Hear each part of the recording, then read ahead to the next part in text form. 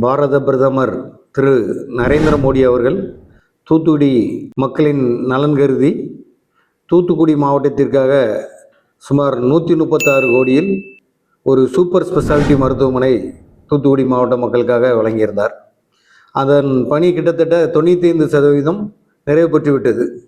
அந்த super speciality மருத்துவமனையில் பார்த்தீங்கன்னா கேன்சருக்குள்ள ட்ரீட்மெண்ட், ஹார்ட் ஃபெயிலியர் ஆச்சுன்னா அதுக்குள்ளே பைபாஸ் சர்ஜரி பண்ணுவதற்கோ அதுக்கான உயர் சிகிச்சை வழங்குவதற்கான பிரிவுகள், அது மட்டும் இல்லாமல் கிட்னி ஃபெயிலியர் ஆயிடுச்சுன்னா அது சம்மந்தப்பட்ட நோய்களுக்கான டயாலிசிஸ் உட்பட்ட அனைத்து அதாவது ஏழை மக்கள் பார்க்க முடியாத நோய்களுக்கான உயர்தர சிகிச்சைகள் வழங்கக்கூடிய மருத்துவமனை, கிட்டத்தட்ட 687 படுக்கைகளோடு கூடிய மருத்துவமனை தூத்துக்குடி மக்களுக்காக பாரத பிரதமர் திரு நரேந்திர மோடி அவர்கள் வழங்கியிருந்தார்கள்.